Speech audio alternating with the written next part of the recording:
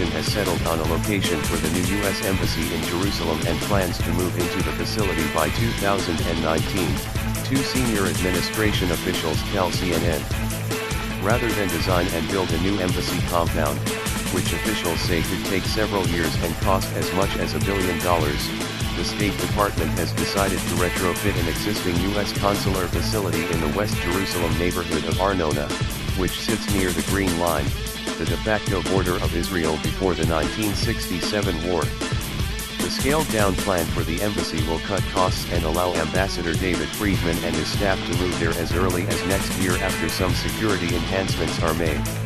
The current facility at the site is the US Consulate in Jerusalem, which handles relations with the Palestinians.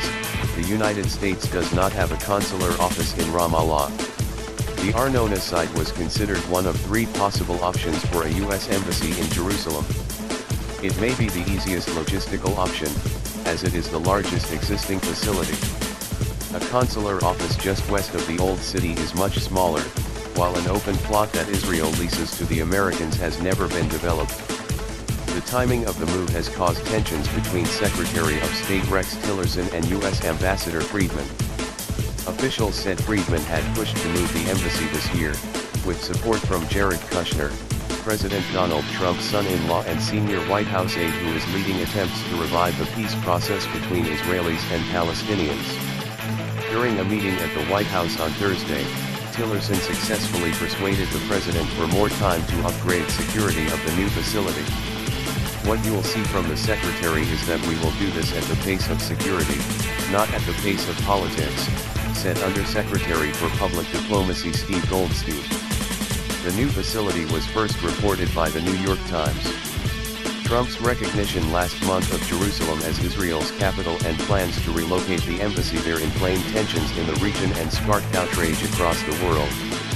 Both Israelis and the Palestinians claim Jerusalem as their historic capitals. The announcement was condemned by 128 countries in a United Nations General Assembly vote in December.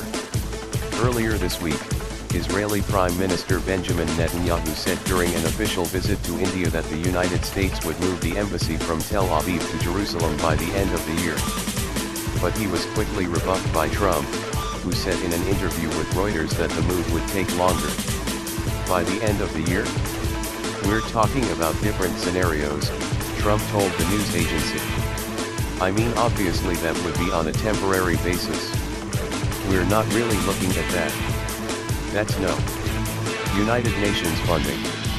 Netanyahu's comments came one day after the U.S. announced it would freeze $65 million in funding to the United Nations Relief and Works Agency for Palestine refugees.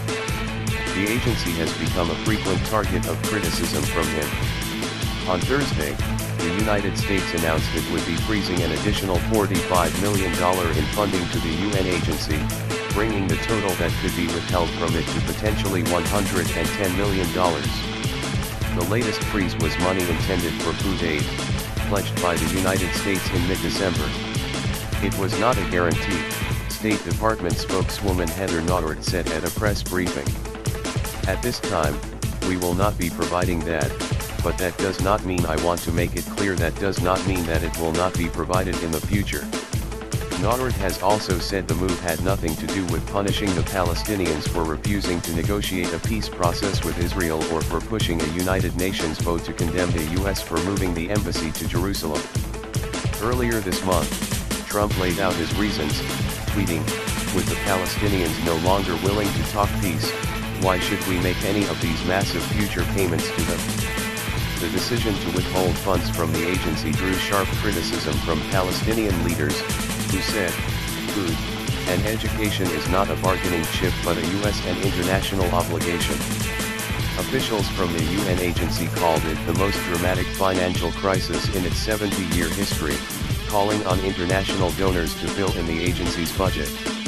The U.S. provides approximately 30% of the UN agency's $1.4 billion budget.